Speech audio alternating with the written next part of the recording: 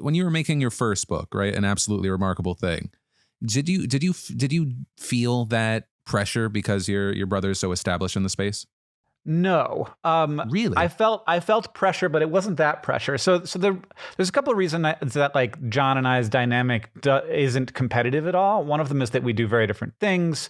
One of them, though, is that I've seen what that kind of success looks like, and it's great, but it's also not great. And so like there's good things about it, and there's like terrible things about it. So like having a book like The Fault in Our Stars, which was like a cultural moment, and people of a certain age are likely to have read it, but definitely know what it is, and probably have also seen the movie, and at least are likely to have an opinion about it. And that's just a lot, man. Like I'd rather not have like 100% of a certain demographic have an opinion about me. And because like if everybody has an opinion, it's almost required that a bunch of people's opinions are really negative. So there's that piece of it, but there's also the piece where it's like that never happens. And like in the publishing industry, everyone knows that never happens. Like like The Fault in Our Stars was one of the top 10 books of the 2000s or the 2010s. I'm not sure, whichever decade that was. I think it was the 2010s. Obviously it was.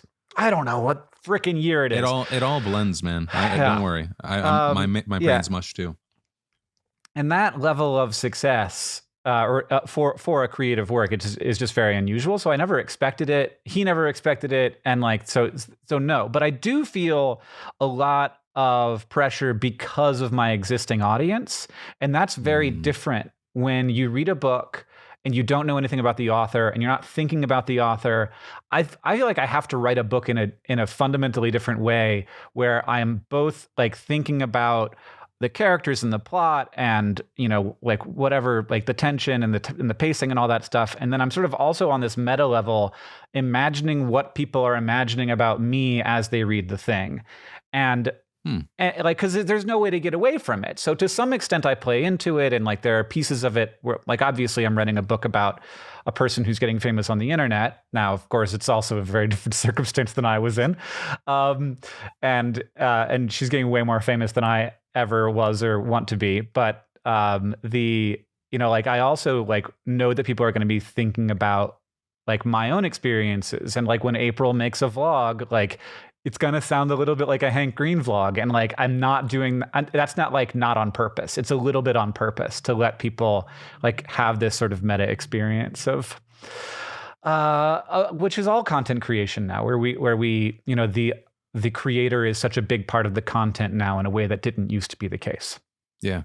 Well, actually, so kind of talking about the book specifically, when you're writing from the point of view of a main character that's a woman, do you have to approach it in a different way? Is there a different process than kind of if you would write for another character? Because I'm completely alien to that world. Yeah, I mean, well, that's like it's to some extent that is true of every character. Like nobody is you in your book, like unless you're writing a memoir, and so there's always a lot of creation and a lot of assumption that goes into character work. And I think that the best writers are able to sort of completely divorce themselves from their characters. That's not me. So there's like basically all of the characters are like versions of me with dials turned up or down, like more ambitious or less ambitious, or more excited or less excited. And like, but like, I don't know how to imagine a person who isn't me really. Like, can any of us? Like, that's sort of how we all imagine. I feel like how many of us or most of us imagine the world is like, we sort of like start with ourselves as the base case. And then like, we imagine other people are us with some variations.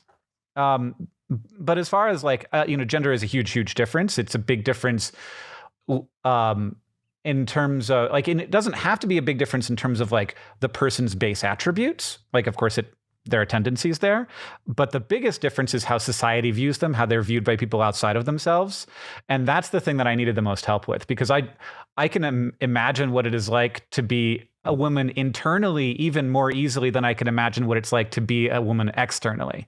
So like how people treat you, how they see you, like all that stuff is, I only see people seeing me. It's very hard for me to like witness how another person is observed, especially throughout their whole lives. So the real trick there is to get lots of people to read it and tell you the things you kind of got wrong. Like, like the way that a woman feels in the dressing room is different than the way a man feels in the dressing room, because a woman is much more used to being observed in a certain way. And so like to know how women text each other, or to like, I won't know that. And so I need to have people be like, Hank, this did not ring true. And it's not like those people aren't reading and they're being like, I found a thing that people are going to like criticize you for, or you need to like tone this down, or the woke police are going to come and get you. It's more like, this just doesn't ring true to the experience of me, a person who has more experience of being a woman than you. So I was like, Hank, when was the last time the woke police went after you? You seem like a pretty. It happens to everybody. It does not. Yeah, it happens to everybody. I was like, you seem like. It feels like you walk a certain tightrope pretty well. Well, yeah. And I think like it's when you are like either of us, when you're in the public eye and you're making content that's being viewed really broadly, like you have to spend a lot of time imagining how things are going to be received. And I've only really started doing that in the last 3 years. I feel like my being a dad has made me a more empathetic person, a less inward looking. You know what I mean? Yeah, I think about it a lot. I think about a lot about how not just how it's like going to be received in terms of like the world is going to like criticize you for it, because there's definitely people out there who are just like looking for a reason to jump. Sure. But also like you don't want to do like if there's ways to achieve the goal while doing less harm, then do that.